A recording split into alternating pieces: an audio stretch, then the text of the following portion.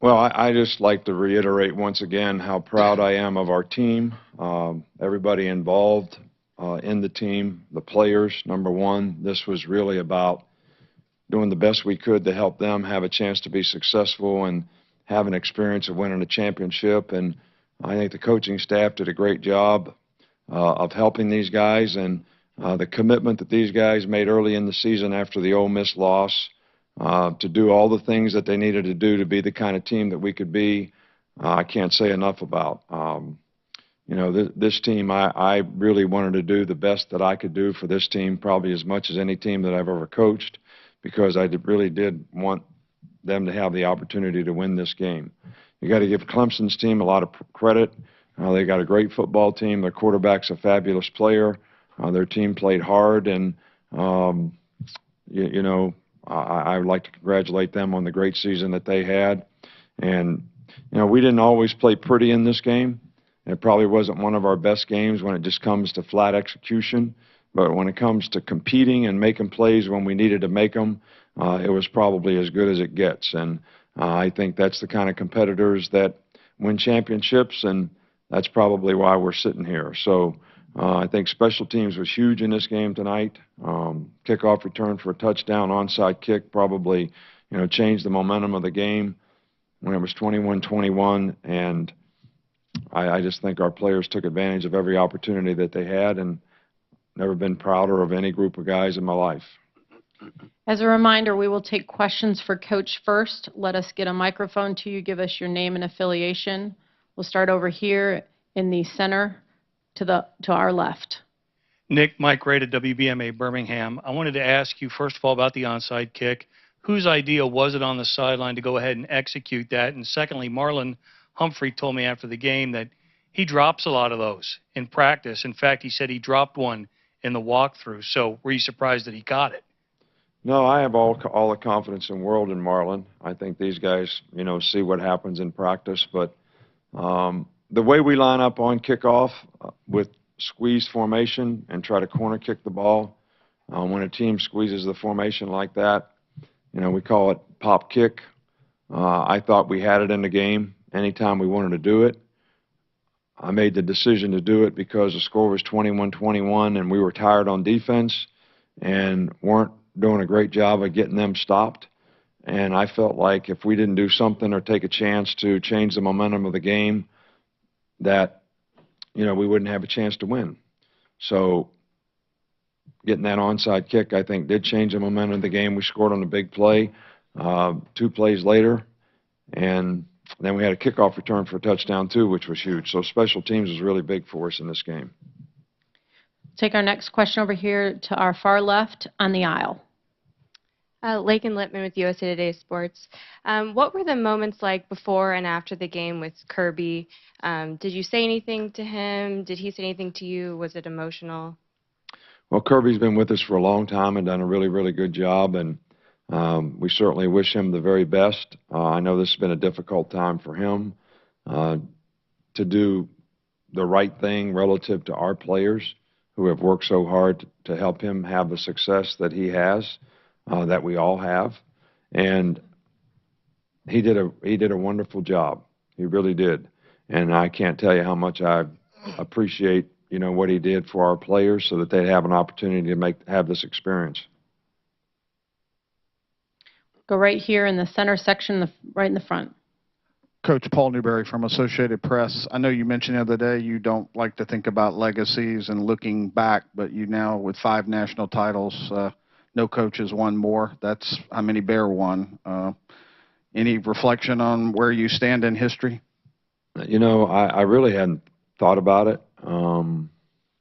After somebody asked me that question the other day, the first thing that came to my mind was my first game at Michigan State when we played Nebraska, when Tom Osborne was a coach, and we got beat like 56-7. And I had been in the NFL for 4 years, and I'm saying we may never win a game as a college coach.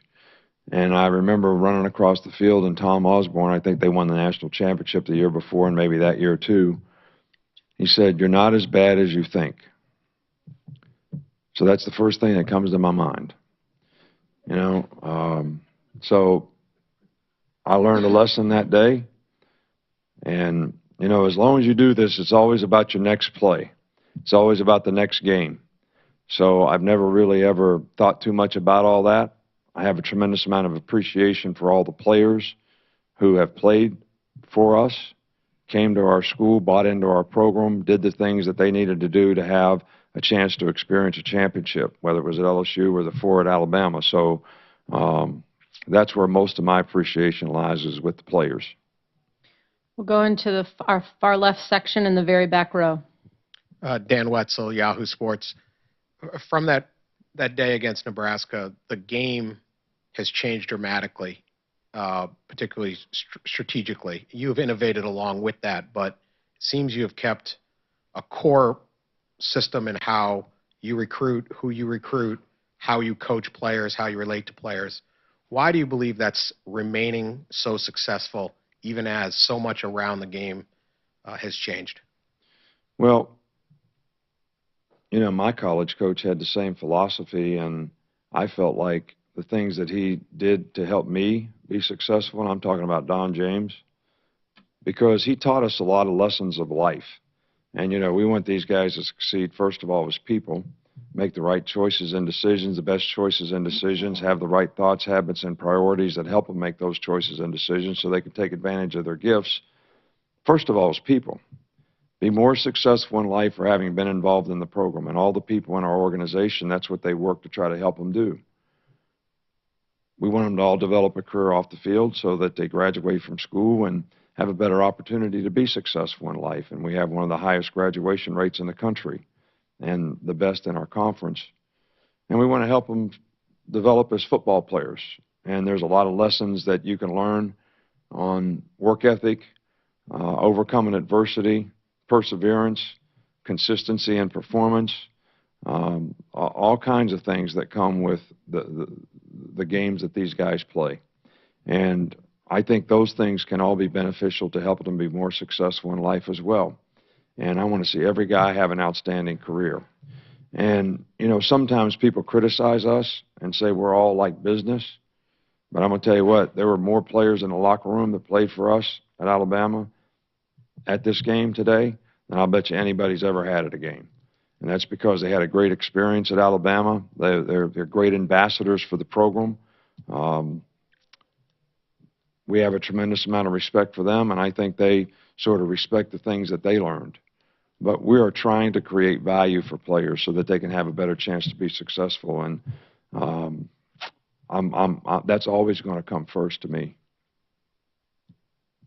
We're going to go next over here on the far right in the aisle.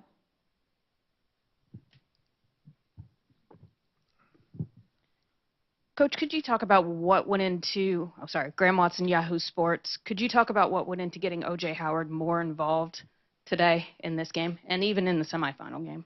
Well, you know, O.J., quite honestly, should have been more involved all year long. And, you know, sometimes he was open and we didn't get him the ball. But I think the last two games have been breakout games for him in terms of what he's capable of and what he can do. And, you know, I would say it's bad coaching on my part that he didn't have the opportunity to do that all year long, because he is really a good athlete, and he's improved tremendously as a player this year. He's improved his blocking.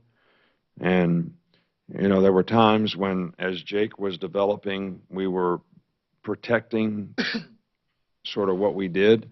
And I think that affected O.J. maybe a little bit in terms of what his production was. But I can tell you that there was not one time that he ever complained about it, and not one time did he ever not go out there and do whatever the coach asked him to do, even when he wasn't catching a lot of passes or scoring a lot of touchdowns. Next question in our center section, very front row. Ivan Mazel, ESPN.com. Nick, a couple of your assistants said one reason that you made the call of the onside kick was that you wouldn't care what anybody said if it failed. And I'm curious if you consider it a gutsy call, and is it a call you would have made as a younger head coach? Look, I felt pretty good about our chances of getting the onside kick because Griff kicks it well. we get it in practice most of the time. And I didn't think it was, I had confidence in the players. I trusted them that they would go out and execute it and do it. Uh, I, I mean, if we didn't get it, they'd have got the ball on a 45 or 50-yard line. So it's not really like it would have been the end of the world. But it was worth the risk, I felt. But it was calculated on the fact that I thought we could execute it. And the way they lined up, it was available to us. So, and it was something that I knew that we would use in this game if we needed to. Take our next question in the way back on the riser. Tom and Eno, WVTM TV in Birmingham. Nick, for you, we spoke with Kenyon Drake earlier this week about how he had so much perseverance to fight through injuries and setbacks. How nice was it for you to see him contribute in this game and make a big play, knowing what he's been through, especially with injuries? Well, Kenyon's been through a lot, and we thought he would have a tremendous breakout season. I mean, when the season started, I didn't know who would be more productive, Derrick Henry or Kenyon Drake. I thought they both would be. Kenyon sort of fought where there was hamstrings and all kinds of injuries, and I think he got a little frustrated and put a lot of pressure on himself, and we got him settled down in that, and he started to be productive. And as soon as he started to be productive, he broke his arm, so he missed a couple games. But he's really done a great job for us all year in whatever his role has been. I always like to see guys that are seniors who have been great contributors in the program do something special that's going to be a great memory to them, and that kickoff return was really something special. We'll go back over here to our left in the second row on the aisle. Stuart Randell from Fox Sports. Nick, the 3 BCS championship games you coached in here at Alabama, mostly you guys were in control in the fourth quarter. Obviously, this one was a dogfight going into it and throughout. You had to deal with a quarterback like Deshaun Watson all game. Simply put, how hard was this national championship? It was tough. It really was. I think offensively we did a nice job of. We knew it'd be a little big, I call it, in this game. They do a lot of pressuring, stunt linebackers. We knew that sometimes that they would give us some negative plays. Wasn't happy about the sacks, but I also knew that we would be able to make some big plays against them because of the way they played, and I think that was a really big in this game. We felt like we had to win special teams in this game. We thought, to be honest with you, that we could do a better job against their quarterback than what we did. He did a fantastic job in the game. We didn't cover as well as we're capable of, and we weren't able to handle them up front with our rushers. And I think they had 80-some plays, and we got tired probably in the second quarter. And once that happened, it was even worse. So, we like to play more man-to-man, but when you play against such an athletic quarterback and you're playing man-to-man, nobody's looking at the quarterback, so that makes it tough. And when we did play zone tonight, we didn't do a very good job. We didn't tackle very well and break on the ball like we needed to.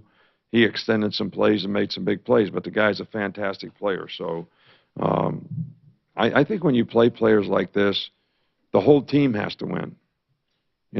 It's not just the defense stopping him. It's the offense doing what they need to do, making plays on special teams that you need to make. So, and that's what we were able to do in this game. And didn't control him as well as we'd like. And obviously, we thought that, we could, at least in the end, milk the clock so they wouldn't score again. But 12 seconds onside kick was over. Next question again, same section. Dennis? Dennis Dodd, CBS Sports. Nick, John Plott and some of your friends and your agent were joking about 24 hours. This is going to be gone in 24 hours. You're going to go recruiting. When exactly will you turn the page and get out on the road and start recruiting and try to do it all over again? We start school on Wednesday. So we have a meeting with the seniors at 2 o'clock and a meeting with the rest of the players that are coming back at 3 o'clock. Not that we're really going to start planning any strategy for next season already, but, this has been long. 15 games for college football players, and I think I noticed that we did not have the same juice in this game that we had in the last game against Michigan State. And I think we were really locked in the Michigan State game. We really practiced well for that game. And I think the players struggled to maintain that, even though they were playing for a national championship. It's a long time for young players who aren't used to playing this many games to sort of maintain that. And, you know, we had some difficult times practicing the way we felt like we needed to practice for this game. And I told the players, I said, look, hard practice, easy game. Easy practice, hard game. I told all the big guys, if you don't rush and run to the ball every time in what we're doing in practice, you're going to die in the game. Because this is the kind of game we got to play. So they got 40 points. We're going to take our last question for Coach right here in the center section over to your left. Nick, going back to the onside kick one more time, what exactly was it that you saw? Because Lane said that you'd seen something in the first half that made you decide to go ahead and do it in the second half. Look, we have fakes in we have a fake field goal. We have a fake when we punt. We have an onside kick, a surprise onside kick. So basically, we have someone assigned in the press box who's saying, did they line up like we thought they would? Do we have the play that we want in any of these circumstances? So we saw that we had that the first time they lined up. They deferred. All right, we received, but the first time that we kicked off, after Derek's touchdown, we said, okay, we got that. All right, if we want to try that, we think we have a good chance because of the spacing on the field that's available to us. And so it worked. But let me say this. You don't look like the type that would do it to me. But if we wouldn't have got that, y'all would be killing me now. Coach, congratulations and thanks. We'll let you head back. All right, good. We will now open it up for questions for our players. We'll go back and start right here again. Center section, right over here to your left. Nancy Armour, USA Today Sports. Eddie and OJ, two questions. When the onside kick is called, what does it do to your sideline, especially when you guys get it? And then second, Nick was asked about his legacy, and you're free to answer this because he's gone now, but where do you put him on the list of great coaches?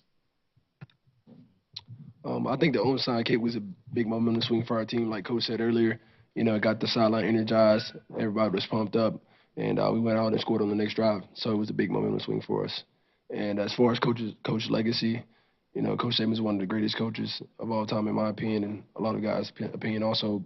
But just to be able to play for him is a tremendous accomplishment, truly a blessing. And, I just think Coach is going to go down as one of the greatest of all time. I have to agree with OJ. I mean, onside kick was big. We didn't see it coming, but we recovered the ball. It's just like we took the momentum back. So as far as Coach Saban goes, I mean, like I said, I put my trust in Coach Saban 100%. I wouldn't want to be no other place and play for no other coach than Coach Saban. He's a great coach. He's a great mentor. He always leads us in the right direction. Next question over here in the far left section on the far aisle. Hi, Heather Dinich with ESPN. OJ, this is for you. What went through your head when you heard your coach say that you should have been playing more all season long? And the second part of that question is, how difficult was it to have that patience? It makes me think about, coming back and, playing and making plays next season for Coach. It'll get me involved more in the offense. But as far as that goes, you can't get frustrated when you're not getting the ball. I know how that works. You get frustrated, you start messing up plays, and then you're getting other guys hurt. If you miss a block, you're definitely not going to get the ball if you're pounding about it. So you just got to be a good team player and play hard every down, and that's what I continue to do. We're going to come over here. Oh, sorry. We've got our next question, same section, other aisle. OJ, Ben Jones from the Tuscaloosa News. It had been a little while since you caught a touchdown pass. What were you thinking as you got into the end zone on the first one? Honestly, it felt like a dream. And when I got to the sideline, I tried to tell everybody to wake me up because I thought it wasn't real. But, man, it's just a great feeling to get in the end zone again. Take another question over here on the far right on the aisle. OJ, how gratifying is it after the way the season has gone for you to end it the way it has ended? This is what we, stood up to say at the beginning of the season. We wanted to come out and win a national championship this season, and our team fought hard for that. And I'm just so proud of our team, and no team deserves this more than we do. Personally, I'm just excited. We got a national championship win. Our team won the SEC championship. I mean, I just feel great as an individual. I scored a touchdown tonight. I mean, I feel good about that, of course, but if we wouldn't have won the game, that touchdown wouldn't mean anything to me. Come right here in the very middle section. Randy Patrick, WKRG-TV, Mobile. OJ, a lot of people wrote off Jake Coker when he didn't win the starting job last year. It's very unique that he came in and won a national championship this year and won the starting job. Your thoughts on his progression as a player and his national championship tonight? So proud of Jake. After the Ole Miss loss is when we saw Jake step up the most. He started becoming a leader, and he started showing determination on the field. He's running the ball, not sliding like a normal quarterback would. He's showing grit. And, Jake just won the whole team over after the loss to Ole Miss. He came in. He didn't start that game. He came in and finished it off for us, put us back in the game, gave us a chance to win. And after that game, we went undefeated. And it was all because of Jake and, the rest of the team. But, Jake really improved a lot as a quarterback over the last 2 years.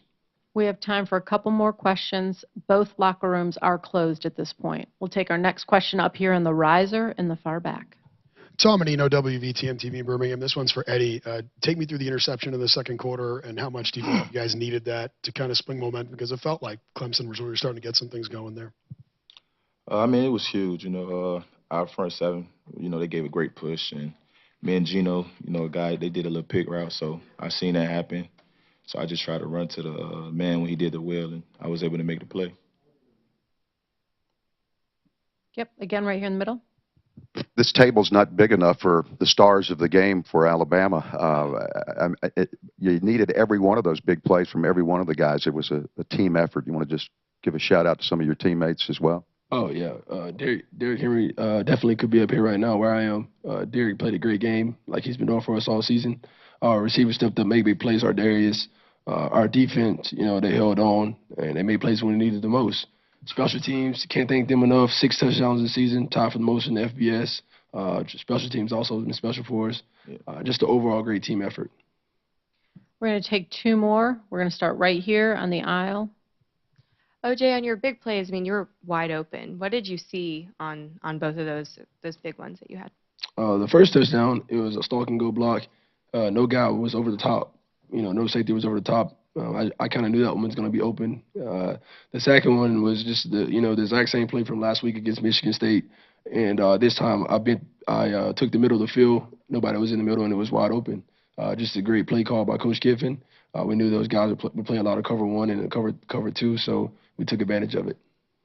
Take our last question over here on the far left from Heather. OJ, Lane Kiffin told me that you have a big decision to make. He'll support you either way. What's it going to be? Like Coach said, Wednesday we have a meeting. I'm pretty sure my parents will come up there with me and Coach and have a meeting with him, sit down, and we'll think hard on it. But at the end of the day, I'll make the right decision.